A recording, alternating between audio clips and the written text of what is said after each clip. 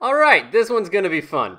Chapter 98 dropped recently, and there was a whole bunch of crazy stuff in it, so what the fuck does it all mean? Well, for starters, Falco is starting to reach a similar level to Gabby, much to Colt's poorly concealed dismay, and their rivalry is starting to heat up, and Falco's feelings are coming to the forefront as a result. Gabby is ever oblivious, and Falco shoves food in her mouth, further establishing the already well-established parallels. But it's also worth noting that their friendship still seems to be perfectly intact despite things getting a little bit complicated. There's more and more time focused on Falco and Gabby, and they have a role as a point-of-view character even more so now, which indicates them being increasingly important in the upcoming arc and beyond.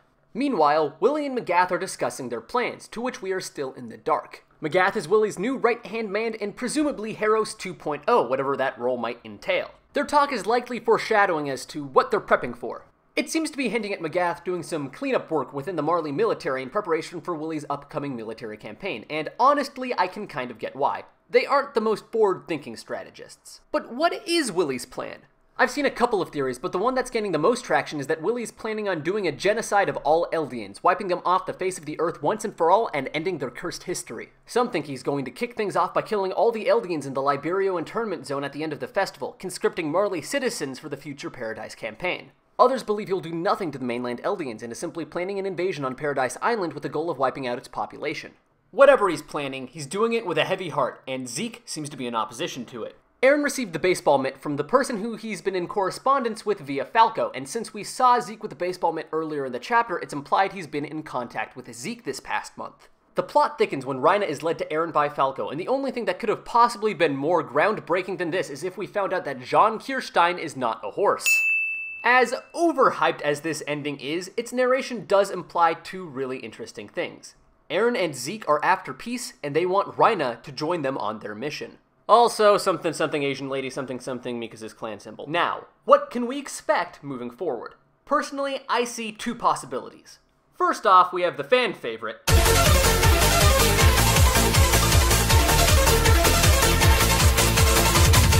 This would imply a Paradise invasion on Marley and an ensuing battle between the Marley and Paradise forces, alongside the indiscriminate slaughter of Marley citizens, including these two really likable guards. We'd also get to see someone fight the Warhammer Titan, and my money's on Connie. Oh, you know that his luscious locks are going to put Willy to shame post-time skip.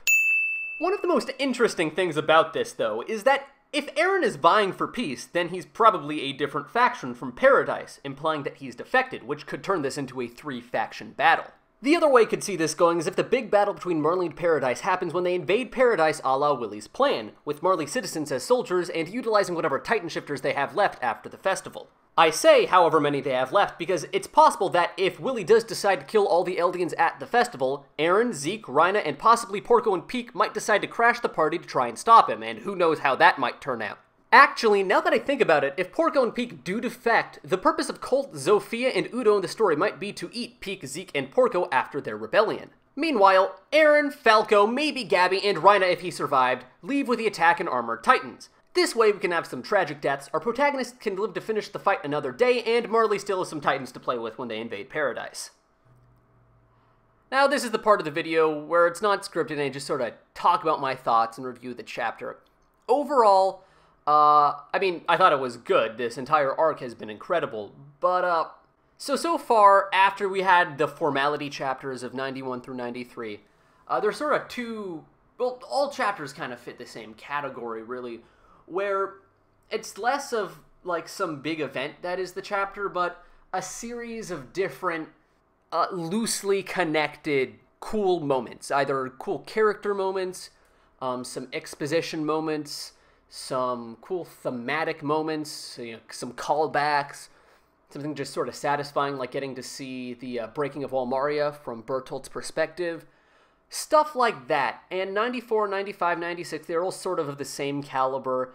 They're very interesting, not very exciting, but very interesting and very well written and very satisfying to read. And then he had 97, which is very much the same thing, but it felt like just about every single aspect of it had twice as much impact. Like, you had those real wow moments, you know? Like, there was a lot of stuff that we knew happened in 94 through 96 that gets covered, and a lot of sort of more subdued moments, but in 97 you had, like, the gun in the mouth, you had, the whole thing leading up to that. You had the reveal of Eren's face, you had the letter, you had the reveal of Willy, and it was all really, really huge, and there was just a lot of small things that were great, like seeing Kenny. And between those two, I think 98 is more similar to 94 through 96 than it is to 97. That being said, it's my second favorite chapter in the arc besides 97. It was really, really great. The talk between Magath and Willy was incredible. The reveal of Eren, well, predictable, or maybe not predictable, but not that shocking. Didn't really reveal anything new. Not really. It was still really nice and very well done. Seeing all the development of Falco and Gabby's characters was really, really, really great to see. I've been waiting for that a lot. The festival was great. Willy's a great character. Overall, it was just a really, really interesting chapter. Very dense with content. And it looks like things are ramping up. Like, we're reaching the climax of this arc, and I am fascinated to see what happens.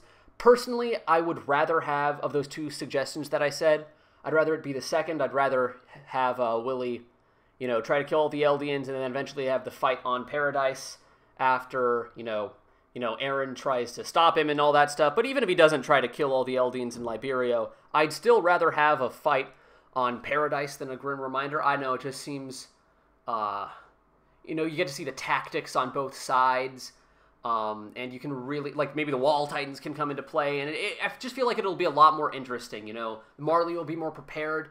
It'll be a lot more entertaining, I think. Though, I think there's nothing that Isayama could really do to really make me hate the direction that it's going, assuming he doesn't completely fuck things up, but that's not really what Isayama does. Isayama, he's been writing fantastically. He could do a Grim Reminder, and I would love it. I think there's one thing that he could do. He could make me hate the story forever, but for that to happen, Reiner and Historia need to get married and have babies.